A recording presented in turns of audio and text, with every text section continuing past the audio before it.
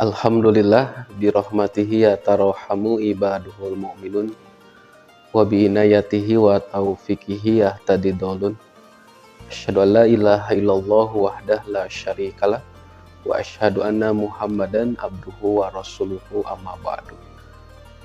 Baik ikhwati iman yang dimuliakan Allah Subhanahu wa taala, bila kita menggali istilah sa'atul ijabah.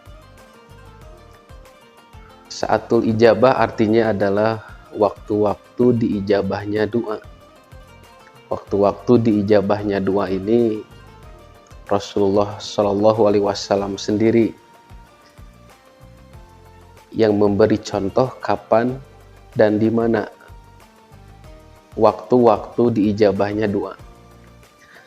Nah, di antara yang beliau jelaskan di dalam hadis yang diriwayatkan oleh Imam Ahmad, Muslim, Abu Daud, yang pertama adalah ketika sholat.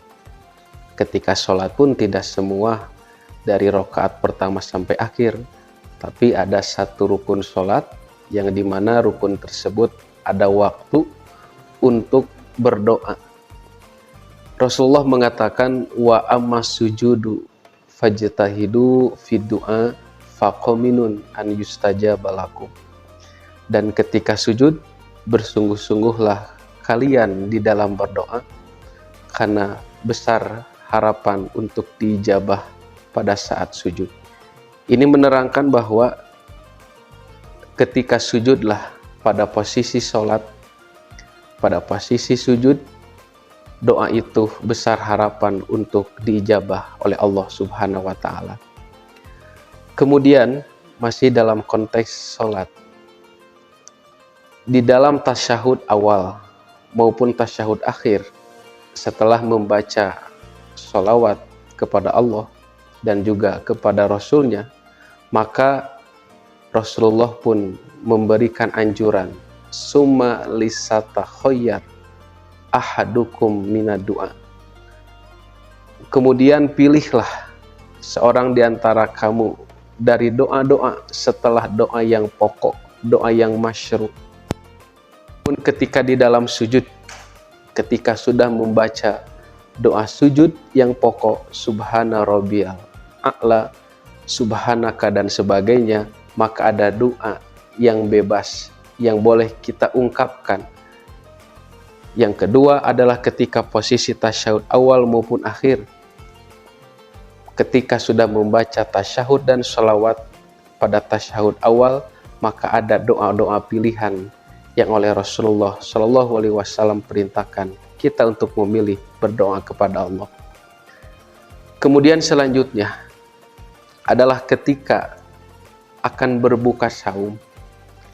Rasulullah Shallallahu Alaihi Wasallam pun mengatakan, inna lis-shaimi inda fitrihi la da'watan maturad.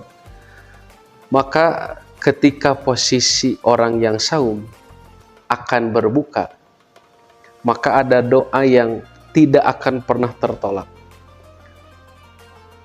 Maka itulah sa'atul ijabah bagi orang yang saum. Ketika dia sedang saum, lalu pada posisi akan berbuka, ia menyempatkan waktu terlebih dahulu karena ada doa, ada saat, ada sa'atul ijabah, ada waktu diijabahnya doa tersebut. Ada berbagai hal mengenai sa'atul ijabah, kapan, di mana, banyak sekali dijelaskan. Yang tadi disebutkan ketika sujud, kemudian ketika tasyahud, ketika berbuka saum, bahkan ketika wukuf di Arafah, dan lain sebagainya. Tetapi yang pokok yang harus diperhatikan oleh kita, tidak hanya sa'atul ijabah, waktu-waktu diijabahnya doa, tetapi perlu perhatikan bagi kita adalah bagaimana pendorong agar doa itu diijabah. Di antara pendorong agar doa itu diijabah, yang pertama adalah husnuzon kepada Allah Subhanahu wa taala. Ketika kita memiliki rasa husnuzon, berprasangka baik kepada Allah, maka besar harapan rasa husnuzon itu menjadi pendorong agar dikabulkannya doa kita oleh Allah Subhanahu wa Ta'ala. Lalu kemudian yang kedua adalah menjaga dari makanan-makanan yang haram. Sa'ad bin Abi Waqqas pernah meminta dan memohon kepada Rasulullah Shallallahu Alaihi Wasallam, ya Rasulullah, ud'ullaha ayyaj'alani mustajaba da'wah. Wahai Rasulullah, berdoalah engkau kepada Allah agar dijadikan aku ini seorang yang diijabah doanya. Maka Rasulullah pun mengatakan kepada Sa'ad, ya Sa'ad, atib mat'amaka, perhatikanlah makananmu, takun mustajabah dakwah, maka engkau pun akan menjadi orang yang diijabah doanya.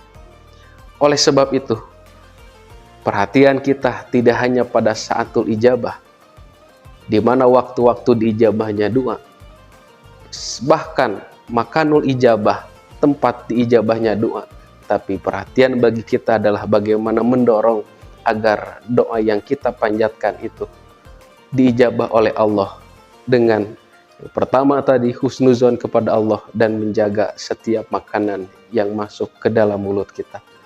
Karena hal itu merupakan bagian dari perintah Allah Subhanahu wa Ta'ala, yaitu istajibu. Siapapun yang berdoa kepada Allah, ud'uni istajib lakum. Siapapun yang berdoa kepada Allah, Allah pasti akan mengijabah doa tersebut. Namun yang pokok bagi kita bukan hanya diijabahnya, akan tetapi beribadah dalam bentuk berdoa akan bernilai pahala. Adapun dikabul ataukah tidaknya, itu kita serahkan kepada Allah Subhanahu wa Ta'ala. Itulah barangkali mengenai waktu-waktu ijabah doa. Aqulu qouli hadza wa astaghfirullah li wa lakum. Wassalamualaikum warahmatullahi wabarakatuh.